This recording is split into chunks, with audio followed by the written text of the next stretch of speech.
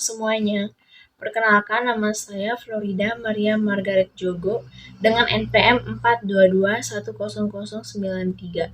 Di sini saya akan menjelaskan tentang salah satu bab dari materi mata kuliah perpajakan, yaitu dasar-dasar perpajakan yang berada pada awal pertemuan kita selama mata kuliah perpajakan. Selamat mendengarkan. Kita langsung mulai dengan bab yang pertama, yaitu dasar-dasar perpajakan. Yang pertama, pengertian pajak. Definisi dari pajak yaitu pajak adalah kontribusi wajib kepada negara yang terutang oleh orang pribadi atau badan yang bersifat memaksa berdasarkan undang-undang tanpa imbalan langsung dan digunakan untuk membiayai kebutuhan negara demi kesejahteraan masyarakat. Yang berikutnya adalah ciri-ciri pajak. Yang pertama, bersifat memaksa. Kedua, diatur dalam undang-undang. Yang ketiga, tidak ada imbalan langsung. Dan yang terakhir, digunakan untuk pembiayaan negara. Yang kedua adalah fungsi pajak. Yang pertama, fungsi anggaran atau budgeter, yaitu pajak sebagai sumber pendapatan negara untuk membiayai pengeluaran pemerintah. Yang kedua, fungsi mengatur atau regulasi.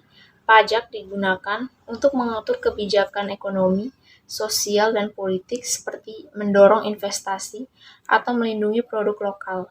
Yang berikutnya, fungsi stabilitas, yaitu pajak membantu menjaga stabilitas ekonomi melalui kebijakan fiskal. Yang berikutnya itu fungsi redistribusi, yaitu pajak digunakan untuk pemerataan pendapatan melalui program kesejahteraan. Yang ketiga, jenis pajak. Yang pertama, jenis pajak berdasarkan sifat, yaitu pajak langsung yang dibebankan langsung kepada wajib pajak, misalnya pajak penghasilan atau PPh. Berikutnya itu pajak tidak langsung yang dibayar saat terjadi transaksi, misalnya pajak pertambahan nilai atau PPN. Yang kedua itu berdasarkan lembaga pemungut, yang terdiri dari pajak pusat yang dipungut oleh pemerintah pusat seperti pajak penghasilan, pajak pertambahan nilai, dan bea masuk. Yang berikutnya itu pajak daerah yang dipungut oleh pemerintah daerah seperti pajak kendaraan bermotor atau PKB dan pajak bumi dan bangunan pedesaan dan perkotaan atau PBB B2. Yang berikutnya itu berdasarkan objek. Pajak yang bersifat subjektif berdasarkan kondisi subjek pajak seperti pajak penghasilan. Kemudian pajak objektif yang berdasarkan objek tertentu seperti pajak pertambahan nilai. Yang berikutnya sistem perpajakan di Indonesia. Yang pertama, sistem self-assessment, yaitu wajib pajak menghitung, membayar, dan melaporkan pajaknya sendiri. Yang kedua, official assessment, yaitu pajak dihitung dan ditetapkan oleh fiskus atau petugas pajak. Dan yang ketiga, withholding system atau pemotongan ataupun pemungutan pajak oleh pihak ketiga seperti perusahaan untuk karyawannya.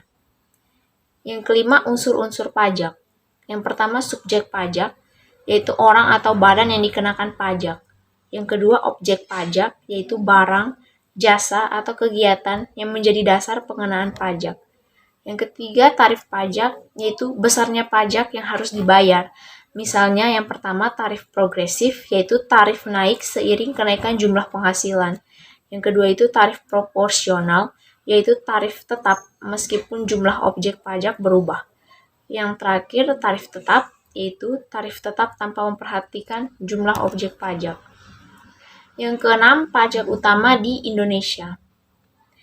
Yang pertama, pajak penghasilan atau PPh, yaitu pajak atas penghasilan orang pribadi atau badan dalam suatu tahun pajak. Yang kedua, pajak pertambahan nilai atau PPN, yaitu pajak atas konsumsi barang dan jasa di dalam negeri. Yang ketiga, pajak penjualan atas barang mewah atau PPNBM, yaitu pajak tambahan atas barang-barang tertentu yang dianggap mewah. Berikutnya, bea materai, yaitu pajak atas dokumen yang bersifat perdata dan digunakan untuk keperluan hukum. Yang berikutnya itu pajak bumi dan bangunan.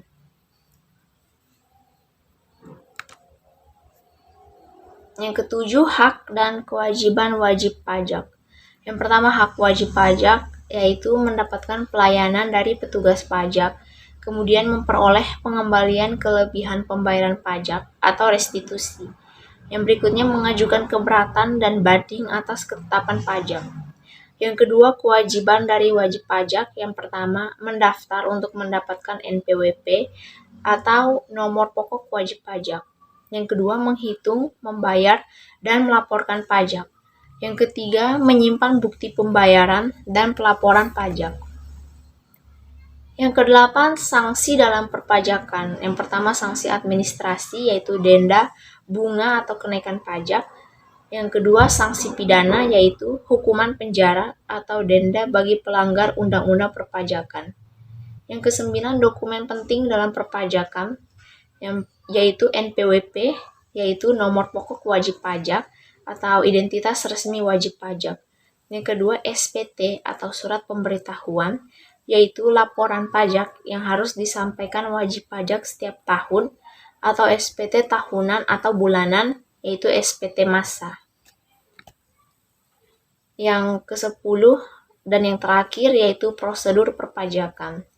Diawali dengan yang pertama, pendaftaran NPWP yang dilakukan secara online atau langsung di kantor pajak. Yang kedua, penghitungan pajak yang dilakukan sesuai tarif yang berlaku. Yang ketiga, pembayaran pajak melalui bank persepsi, kantor pos, atau layanan e-billing. Yang terakhir, pelaporan pajak dengan mengisi dan menyerahkan surat pemberitahuan ke Direktorat Jenderal Pajak.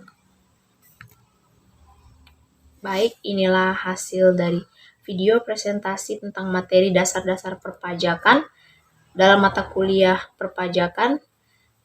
Hanya ini saja, sekian dan terima kasih.